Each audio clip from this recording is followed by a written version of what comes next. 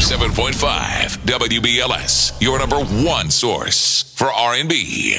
So how do you feel about the situation right here? The procedures, of what it went with the not getting the indictment of up in Ferguson. What's your personal, professional opinion of it?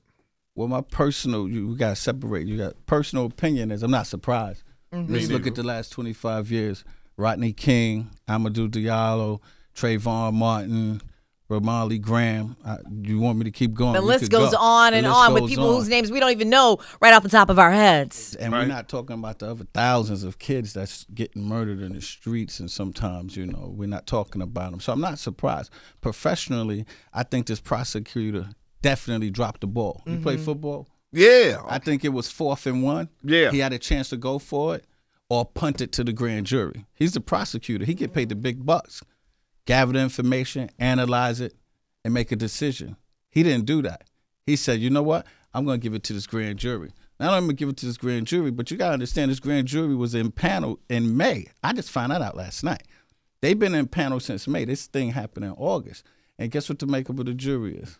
9 whites, 3 blacks. Yeah. Guess what you need to do to get a conviction? 9. I know about it. I mean, it's amazing. I believe in I believe in. So in that's the law. This panel was paneled before the incident. So even before the incident, they was doing 9 versus 3. They didn't know this was gonna happen. They couldn't forecast this, but they already had a jury. You're saying they already had these people setting to the side just in case something should happen. Right.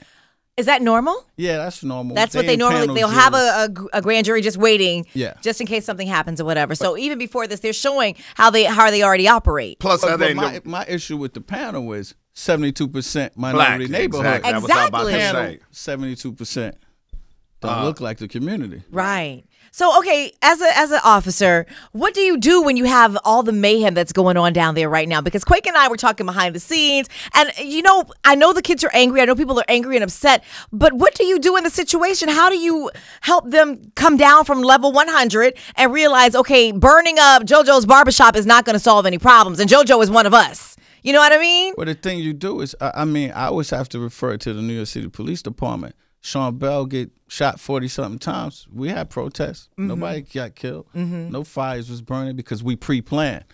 You knew in August they almost burnt that place down. Right. You didn't think that if there was a guilty verdict or they wasn't going to go to a trial, an indictment, that it wasn't going to be a fire. And for the police chief last night at 2:30 in the morning to go on national TV and say, well, we looked at this and we said we're going to let it play its way out. How dare you do the disservice to the community by letting it play out? You let it play it out, but you burnt the place down. But they had the National Guards around certain other places to make sure like in Clayton. It didn't Wait a minute, I used to live in I used to live in St. Louis. Clayton is the ritzy area. They had it over there, and Clayton. Clayton is like the Upper East Side. Yeah, we're not gonna let this part burn down in D.C. Exactly, exactly. I've been in police in a long time. It's no way in the world that they should not have pre-planned for this.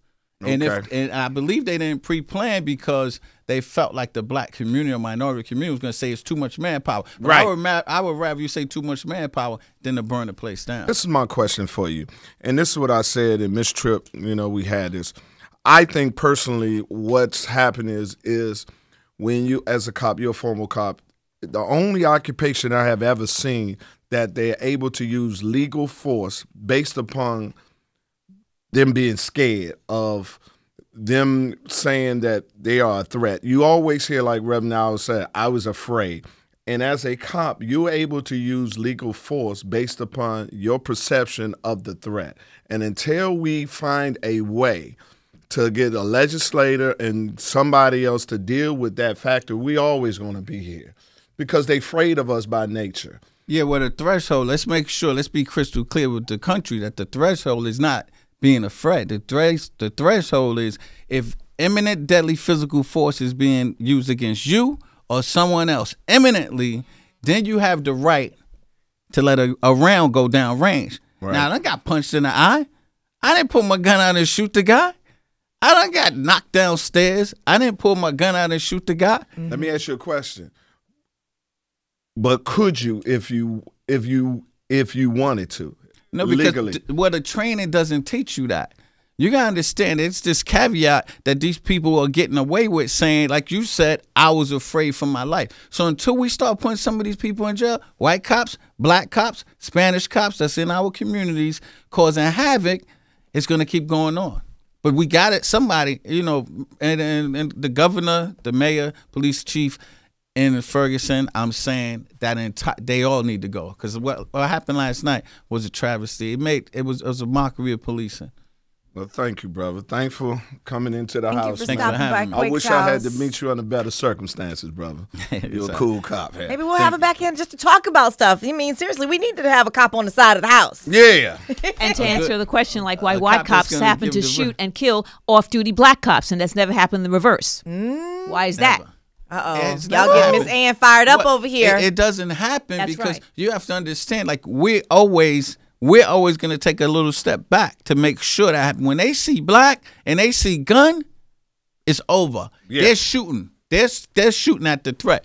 Where we're saying, hey, it's funny because our mind is already conditioned. If it's a white guy with a gun, the first thing we're saying is he got to be an off-duty cop. Right. The perception. The perception is crazy. So they see a guy playing clothes and he got a gun. They're saying he got to be a perpetrator, which isn't the case. God bless. Rest in peace, Omar Edwards.